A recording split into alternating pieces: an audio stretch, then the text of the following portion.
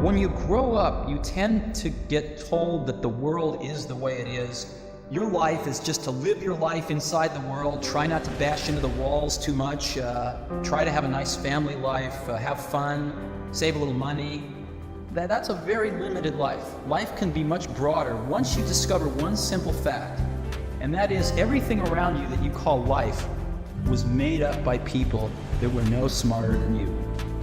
And you can change it, you can influence it, you can build your own things that other people can use. And the minute that you understand that you can poke life and actually something will, if you push in, something will pop out the other side, you could change it, you could mold it. That's maybe the most important thing, is to shake off this erroneous notion that life is there and you're just going to live it, versus embrace it, change it, improve it, make your mark upon it. I think that's very important. And however you learn that, once you learn it, you'll want to change life and make it better, because it's kind of messed up in a lot of ways. Once you learn that, you'll never be the same again.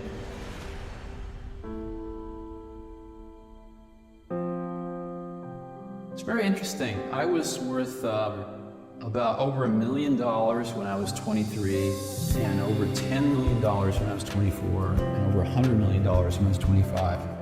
And it wasn't that important because I never did it for the money. I think money is a wonderful thing because it enables you to do things. It enables you to invest in ideas that don't have a short-term payback and things like that. But especially at that point in my life, it was not the most important thing. The most important thing was the company, the people, the products we were making, what we were going to enable people to do with these products. So I didn't think about it a great deal. I never sold any stock. Just really believed that the company would do very well over the long term. Now, I've actually always found something to be very true, which is most people don't get those experiences because they never ask. I've never found anybody that didn't want to help me if I asked him for help. I always call him up. I called up, this will date me, but I called up Bill Hewlett when I was 12 years old, and he lived in Palo Alto. His number was still in the phone book. And he answered the phone himself. Yes? I said, hi, I'm Steve Jobs. I'm 12 years old. I'm a student in high school, and I want to build a frequency counter. And I was wondering if you had any spare parts I could have. And he laughed, and he gave me the spare parts to build this frequency counter, and he gave me a job that summer at Hewlett-Packard, working on the assembly line, putting nuts and bolts together on frequency counters. He got me a job in the place that built them. And I was in heaven. And I've never found anyone who said no or hung up the phone when I called. I just asked. And when people ask me, I try to be as responsive, to pay that debt of gratitude back. Most people never pick up the phone and call. Most people never ask. And that's what separates sometimes the people that do things from the people that just dream about them. You gotta act. And you've got to be willing to fail. You've got to be willing to crash and burn. With people on the phone, with starting a company, with whatever. If you're afraid of failing, you won't get very far. A lot of people come to me, they say, well, I want to be an entrepreneur. And I go, oh, that's great. What's your idea? And they go, well, I don't have one yet. And I say, well, I think you should go get a job as a busboy or something until you find something you're really passionate about, because it's a lot of work. And I'm convinced that about half of what separates the successful entrepreneurs from the non-successful ones is pure perseverance. It is so hard. You pour so much of your life into this thing. There are such rough moments in time that most people give up. I don't blame them, but it's really tough. And it consumes your life. I mean, if you've got a family and you're in the early days of a company, I can't imagine how one could do it. I'm sure it's been done, but it's rough. I mean, because it's pretty much an 18-hour-a-day job, 7 days a week for a while. So unless you have a lot of passion about this, you're going to not survive. You're going to give it up. So you got to have an idea, or a problem, or a wrong that you want to right that you're passionate about. Otherwise, you're not going to have the perseverance to stick it through. And I think that's half the battle right there. My entire life's been spent only in one industry, which is this one. But I've been in it now for about 15 years, and I've seen a lot of people make a lot of things. I've seen a lot of people fail a lot of things. And my point of view on this, my observation is that the doers are the major thinkers.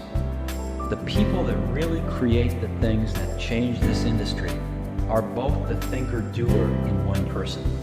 And if we really go back and we examine, did Leonardo have a guy off to the side that was thinking 5 years out in the future what he would paint or the technology he would use to paint it? Of course not. Leonardo was the artist, but he also mixed all his own paints. He also was a fairly good chemist, knew about pigments, knew about human anatomy, and combining all of those skills together, the art and the science, the thinking and the doing, was what resulted in the exceptional result. And there is no difference in our industry. The people that have really made the contributions have been the thinkers and the doers. A lot of people, of course, it's very easy to take credit for the thinking.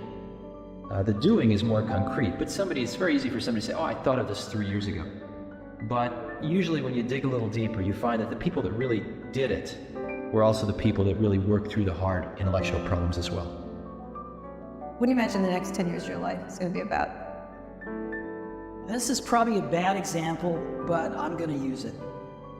When this whole thing with Gizmodo happened, I got a lot of advice from people that said, you gotta just let it slide. You shouldn't go after a journalist because they bought stolen property and they tried to extort you. You should let it slide. Apple's a big company now.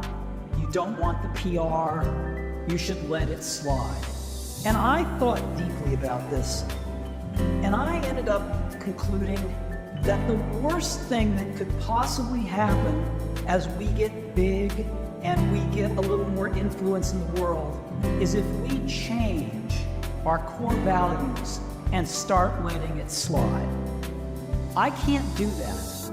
I'd rather quit.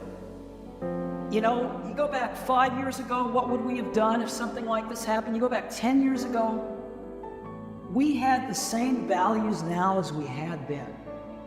Maybe a little more experience, certainly more beat up, but the core values are the same.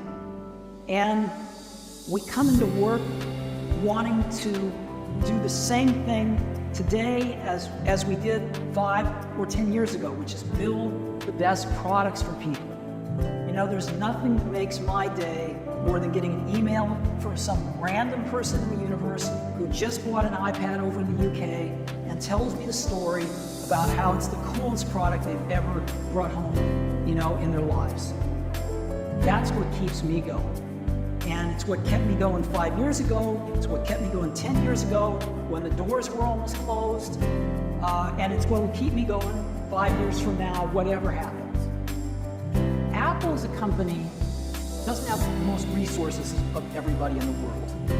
And the way we've succeeded is by choosing what horses to ride really carefully, technically. We try to look for these technical vectors that have a future and that are headed up. And, different pieces of technology kind of go in cycles. They have their springs and summers and autumns, and then they go to the graveyard of technology. So we try to pick things that are in their springs. And if you choose wisely, you can save yourself an enormous amount of work versus trying to do everything.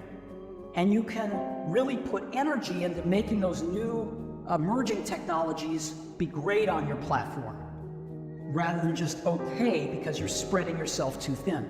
So we have a history of doing that. As an example, we went from the 5-inch floppy disk to the 3.5-inch floppy disk with the Mac.